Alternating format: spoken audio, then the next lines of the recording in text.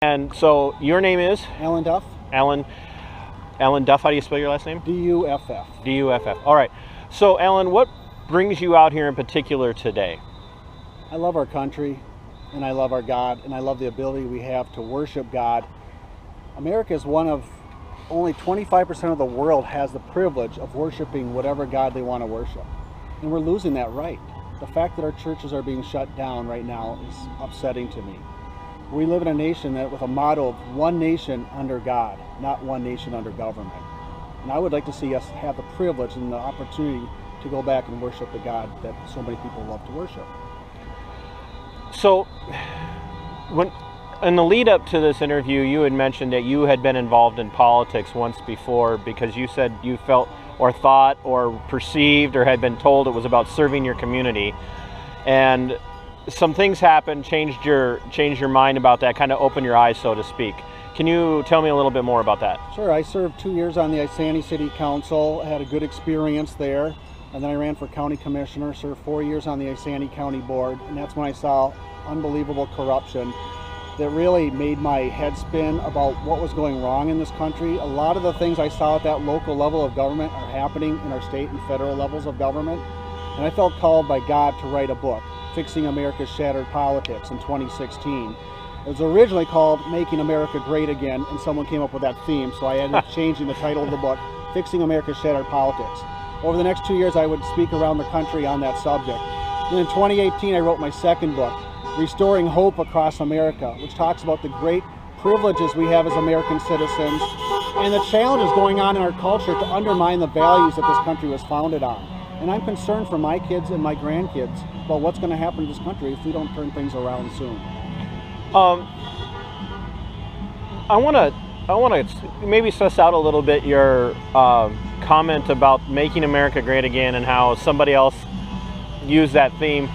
Do you believe, or would you say it's fair to say that there's a misunderstanding in our two-party system, that one side is always right and one side is always wrong, depending on which perspective you come from, and instead what the reality is that there's an equal amount of corruption on both sides often? I've seen both parties up close, and there is plenty of corruption on both sides. And the person that's getting hurt in all this is we the people. We the people don't have a voice in our politics because it's been run by the power-hungry people that are involved in politics that are serving themselves ahead of the people they were entrusted to serve. When you see how little the politicians behind closed doors really care about the people they are supposed to serve, it's disheartening. You know, serving in the military for 23 years, I saw what genuine public service was about. And then I saw it in politics, and it was a day and night difference about what was right and what was wrong. And I feel bad that our country is losing out because politicians are not looking out for the best interest of the people. There's a political and social commentator that has used to have a radio program. Now he has a podcast here out of the Twin Cities, but it's gone kind of nationwide now. His name's Joe Soucheray. I don't know if you're familiar with him. Garage Logic. Yeah, Garage Logic. And Joe talks an awful lot about the political class operating on a parallel track to the regular folks. Do you think that's an accurate statement, whereas they're on a track that allows them to say and do things and get away with things that the average person would never get away with? I think there's no doubt about that. I knew the person who is the head of the Republican Party in Minnesota, who was actually out campaigning for a Democrat. And when I asked him why he was doing that, he said because the other candidate was too conservative for this country. So the party allegiance is, they play it at times, but in a lot of ways they go behind closed doors and help each other out, scratch each other's back. The bottom line is that we the people are losing our voice to the politicians, and we look at term limits. And a lot of people want to have term limits, but we have a lot of career politicians who stay in there forever, even though our love and respect for Congress is at an all-time low. They keep getting reelected because they know the system, they know how to get their buddies to help them get reelected, and we have a continuing infestation of the problem that doesn't seem to be getting fixed. People are frustrated with politicians who don't serve what's best for them. Would you agree with the opening of the Constitution where it says that the elected officials, the elected are servants, if you're saying it accurately, the elected servants should be reminded and should be serving at our discretion, that they govern by the will and the consent of those they're governing. And because of that, we should be able to stand up and provoke, as the First Amendment says, in a peaceable and civil way. Now, obviously, there are steps that come along with that, but would you say that we should be able to provoke them through social pressure, because of what the Constitution says, to make changes, even if they don't agree with it? 1,000% absolutely. Not only should we, but I personally believe we must. I believe it's our obligation. A lot of people have obligations to take care of their family, to take care of their church, to take care of their employer. I believe we also have an obligation to take care of the country that has blessed us with so many blessings. Yes.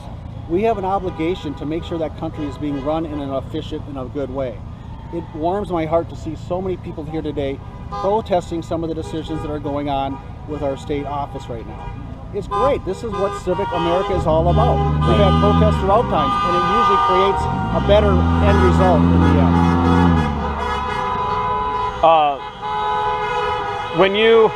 Now the horns are everywhere. When you think about this from a decidedly Christian perspective, and you mentioned that you had become a Christian at the age of, what was it, 23? 25. You became a believer. Christ is both Lord and Savior for you. When you listened to the governor last night talk about, he didn't use the words as much as others have in the past, but the timber was there, and the thought process was there of compassion. And Proverbs 12 verse 10 says that the compassion of the wicked is cruel. Do you see an element of the cruelty, of the wickedness of how decisions have been made, where, yeah, we might be dealing with COVID-19 on a practical level, but it's actually been cruelty to people outside of that realm? Do you see that play out from that Proverbs in this scenario? Absolutely. I see a false compassion, and I see, frankly, a media that is running this into the ground about how bad COVID is. Let's not kid ourselves. It's bad. It's something that we don't want on anybody. So you don't think this is all made up? You don't think COVID-19 is fake? Absolutely not. It's not made up. It's a real disease that's out there. But if you look at the numbers and the statistics, it's not. There's a lot of other things. I'm a veteran of our military service, and 22 veterans take their lives each day. That is a concern that you don't hear about anymore, because COVID has taken over the news of the ills that are hurting our country. We have accidents on the highways. Are we going to start closing down our highways because they're not safe anymore? Please don't suggest that. I don't want that to happen. But I think we've just gone too far in this shutdown of our country. And we don't trust the citizens that they have the common sense to do what's right to protect themselves and to protect their families. I would like to see us entrust the citizens to do what's best for them as they provide for their families. That's awesome. So if the governor was, and what was your first name again? Alan. Alan. I asked for a lot of reasons. One, to remember, two, because I like it out on video as much as possible.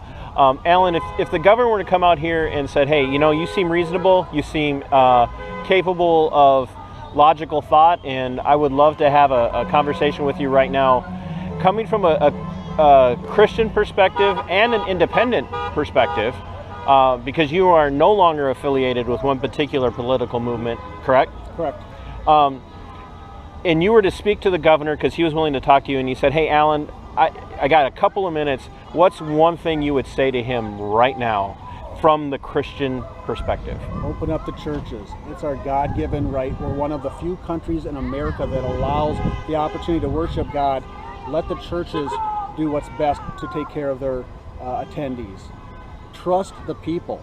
We don't need to be micromanaged on how we handle our day-to-day businesses. We have a privilege in this country to worship God. Our nation's motto, one nation under God, is something that is an awesome blessing. But if we're forced to do it at home, it takes away some of the joy and the privilege that we have of being able to do that. I understand being safe, but at some point you got to say it's time to get back to our day-to-day lives. Awesome. Well, I really appreciate your time. My pleasure.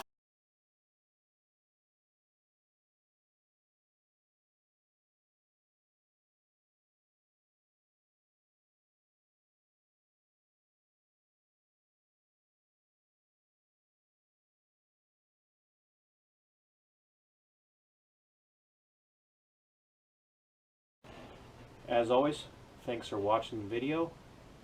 Thanks for being open-minded. Thanks for listening. I would ask that over here in the corner, somewhere on your screen, you hit the subscribe button. It's important, not for me, but because mainstream media, legacy media, isn't going to get the word out. They're not going to let people who don't toe the established line speak. So for the sake of liberty and for the sake of the defense of this nation, small little independent voices like mine need to be heard, especially the interviews. It's got very little to do with my commentary and a lot more to do with the interviews and the people who are affected when liberties are tread on. So once again, hit the subscribe button, like, subscribe, and share. Thank you very much.